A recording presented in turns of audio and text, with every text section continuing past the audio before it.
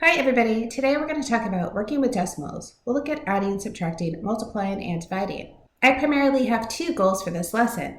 One, to quickly review working with decimals, and two, to convince you to use your calculators. There is no reason to do decimals by hand. It takes a long time, it's easy to make mistakes, and no one expects you to do that in the real world. A great way to think about decimals is just to think about money. We deal with decimals every day because we deal with money every day. We use addition to get totals, we use subtraction to represent discounts. Multiplication is used when we buy more than one item or when we apply taxes or percent discounts. And then division is really helpful when we want to look at unit cost. Adding and subtracting decimals really require one thing if you're going to do it by hand, and that would be to line up all the decimals. Then we add down by using the place value. So we would add all the whole number parts together, all the tenths, all the hundredths, all the thousands, just like that. But again, no need to do that. Grab your calculator, put all of that in, and it'll give you a sum of 36.027.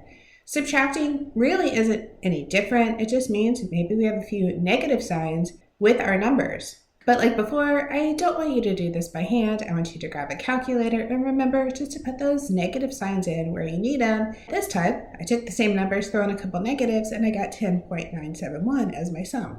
When we think about multiplication, things can get a little trickier because multiplying decimals can increase the number of decimals we have.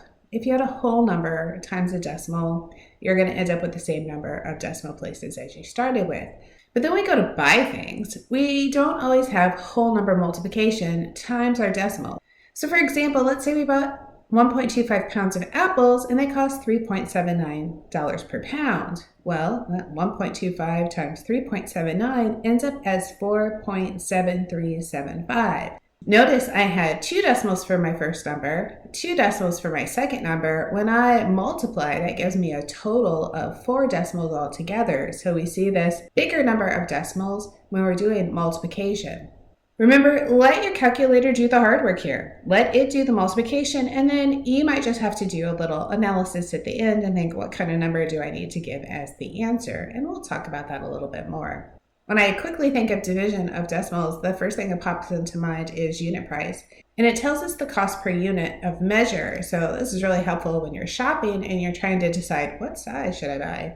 Most of the time at the grocery store, you'll find they've already done the unit price for you. So here's an example where the item price was $2.99. The item size was 12 ounces. So the unit price is 0.249.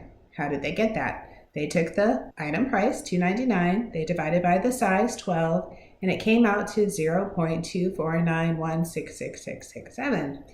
They just gave us 3 decimal places so we can make a decision about which one do we want to buy, right? So if we had a comparison of another size, maybe 16 ounces, we can look at the unit price and decide which one's the better deal for us. So this quickly shows you a reason that we would use division of decimals. And again, there's that problem of when I divide, I'm not getting that same number of decimal places, and we might have to kind of think, how are we going to say the answer? So let's quickly talk about that. As you complete assignments, you might wonder, when do you round answers? Mostly it comes down to if the problem is purely mathematical, like 4.2 plus 6.59 times 3.04 minus 5.9. Give the answer exactly the way your calculator produces it. Don't round. In this case, it would be 26.9016. That would be your answer. I wouldn't change the decimals unless the problem specifically tells you to round. If you are given an application, look for instructions about rounding, or if the problem is about money, round to 2 decimal places. So again, let's go back to grocery shopping. Say we buy a 1.84 pound of chicken that costs $5.49 a pound, and we want to know what's the price of the chicken. Well, we would take the 1.84, multiply by 5.49. That would come up to 10.1016. Because we only use 2 decimal places for money, we're just going to round that to $10.10.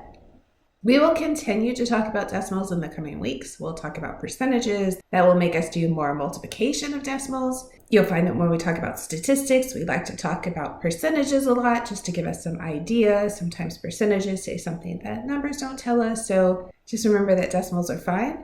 You can use your calculators. You're not expected to do things longhand like you did when you first learned them back in maybe elementary school or something. We're going to embrace technology and let it do the heavy lifting.